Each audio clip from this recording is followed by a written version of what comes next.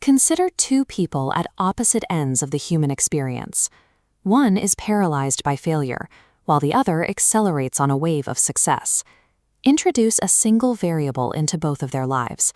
They are both given the same piece of advice. 3 words: try it again. For the person at the bottom, that phrase registers as useless white noise. It bounces off. For the person already succeeding, those same 3 words act as a catalyst for further momentum. We spend billions on communication training, books, and seminars because we operate on the assumption that certain words possess inherent universal power. In this diagram, physical constants like gravity pulled 2 spheres down at the same rate. If words possessed inherent power like a physical law, they would affect every human being with that same consistency. Instead, sound waves hitting 2 different minds result in erratic, unique reactions. The person speaking remains static. The vocabulary and volume remain identical. The external world is not responsible for the difference in the outcome. Since the external input is a fixed constant, the source of influence must exist within an internal variable. Words do not carry meaning through the air between 2 people. They are empty vessels. Influence is manufactured inside the listener's consciousness. It happens in the unique meaning-making framework of the mind after the sound leaves the speaker's mouth. We hear what our current emotional and psychological state is capable of translating in that moment. Carl Jung observed that the mind projects its internal reality outward, shaping how we perceive anything happening around us. Viktor Frankl demonstrated this under extreme conditions. Even when stripped of external freedom, his internal response was uniquely manufactured by his own consciousness. Alan Watts viewed the mind as the interpreter of the universe.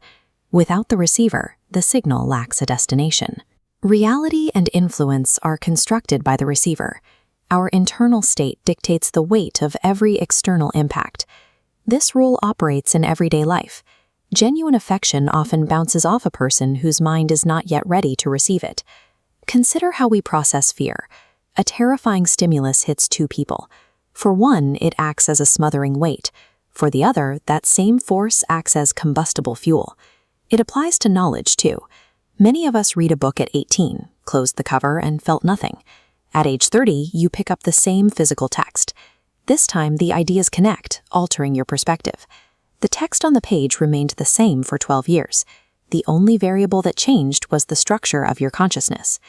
The impact of any object, person, or idea is a product of the internal season of the person encountering it.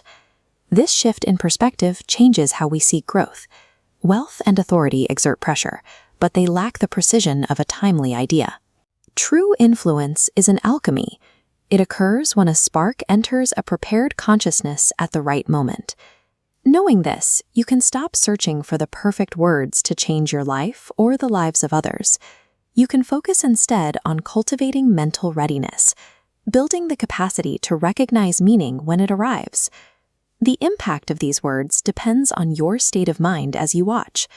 If this idea met your prepared consciousness today, like the video and subscribe to the channel so we can continue exploring the mind together.